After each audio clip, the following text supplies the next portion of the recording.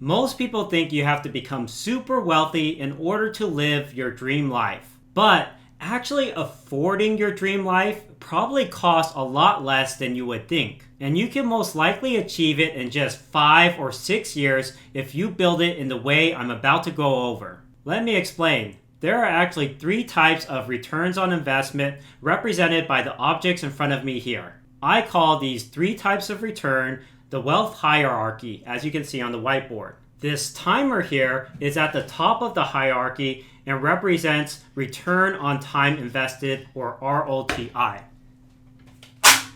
Next, we have our battery, which represents ROE, or return on energy invested. And then finally, we have money here, which represents ROI, which is return on money invested. Everyone knows ROI. Let's say you invest $10,000 into stocks and it goes up about 7% per year. Well, that 7% annual growth is called your ROI. But rich people focus on maximizing the other 2 that are at the top of the wealth hierarchy, your ROTI and your ROE. Let's go over why.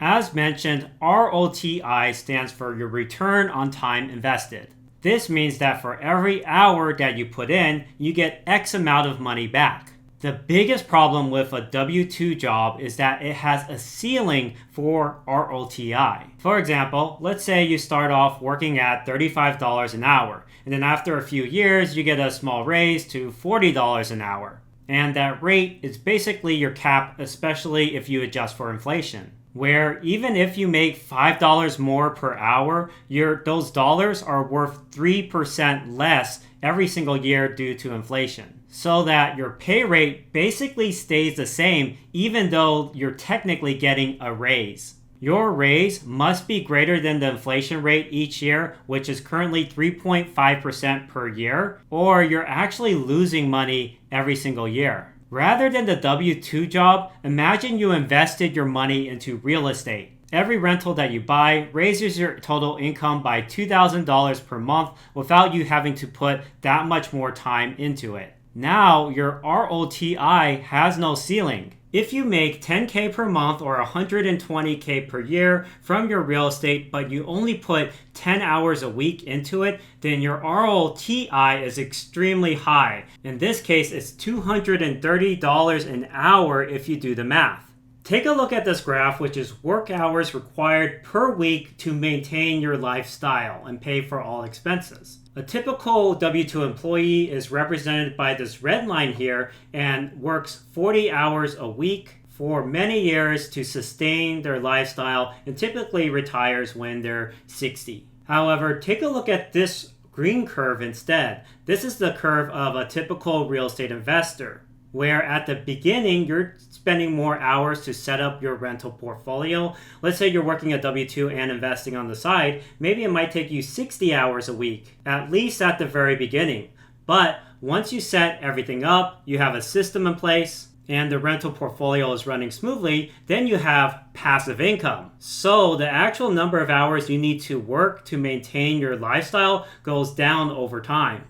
And eventually that passive income could replace your W-2 and you can quit. This is the whole idea of working hard while you're young so that you can take it easy when you're older. You're basically front-loading your hours earlier in life. And as a real estate investor, you're really maxing out your ROTI, meaning less work hours required later in the game. By the way, if you're enjoying this video, don't forget to like and subscribe so that you can get more videos just like this that help busy professionals get into real estate investing with their limited time available. Next, we have your ROE, your return on energy invested. I'll tell you a quick story about this one. When I first got into pharmacy, I was young with rose-colored glasses. I expected that my workplace would be inspiring and enjoyable, but that all changed when I was put under a micromanaging boss. Without warning, he once humiliated an employee by putting up how much work they did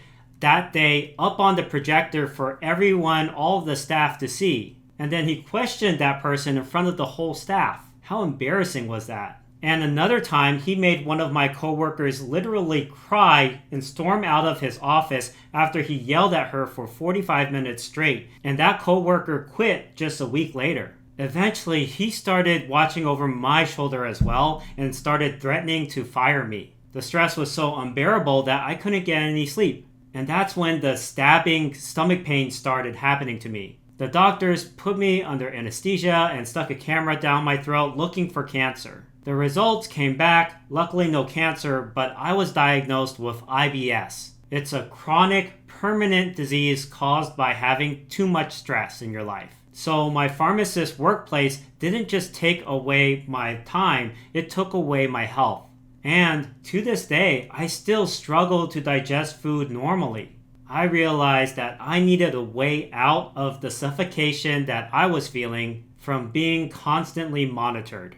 And that's why I got into real estate investing, because I didn't want to suffer burnout and literally work myself to death to please somebody who couldn't stand me.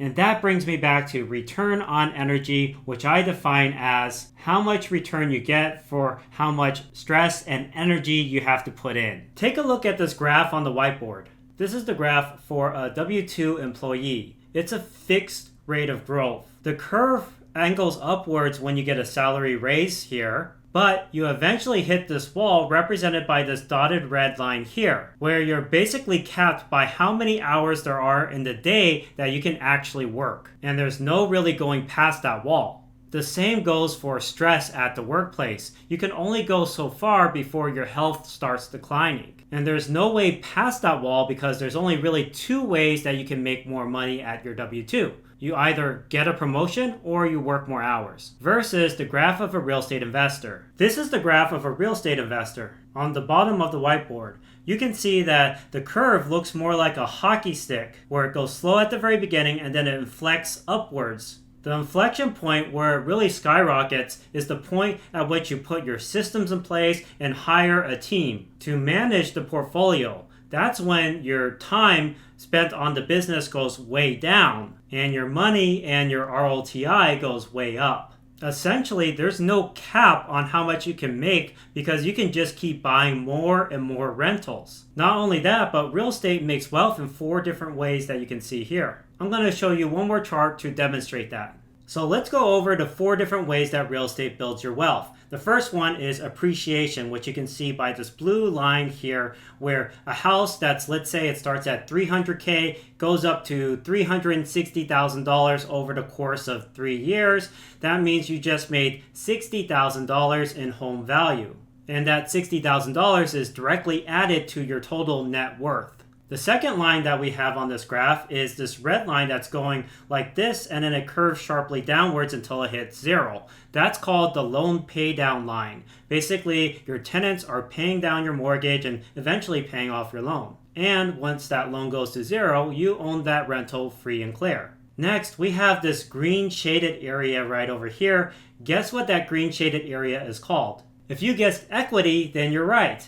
Equity is basically how much money you have in the house and includes your appreciation plus the loan paydown. The third thing that real estate gives you is cash flow, which is basically your rental income minus the mortgage payment minus expenses. Whatever is left is cash flow. And the best part about that is it comes in every month as monthly income. And then finally, the fourth thing that real estate investing gives you is massive tax benefits. Because real estate builds your wealth in so many different ways, it can basically allow you to replace your W-2 income in just 5 to 8 years. What I did, for example, is I bought a property nearby where I went to college and I rented out by the bedroom to college students to basically make $1,500 to $2,000 a month in net cash flow per property. I then bought one property per year and aimed for $1,500 to $2,000 a month net cash flow per property. So for example, if you can scale to just 5 properties and each property makes $2,000 a month, then that means you have $10,000 per month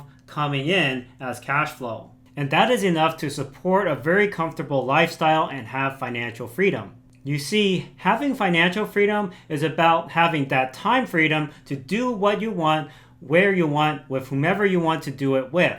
and that's equivalent to you living your rich life. Take a look at this financial freedom formula.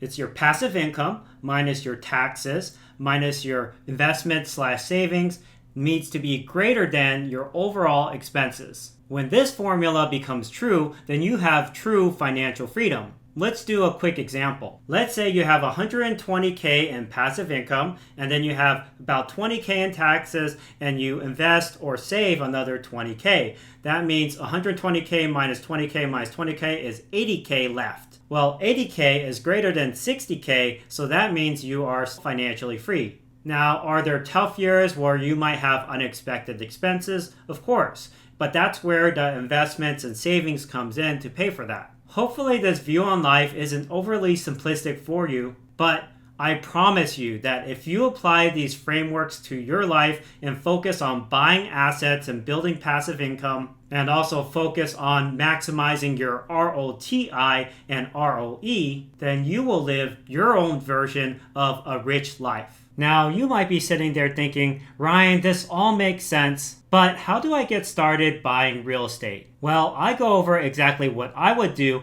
if I had to start from scratch and build up my rental portfolio to $1 million net worth in the shortest time possible in the video right up here. Go ahead and watch it by clicking up here now.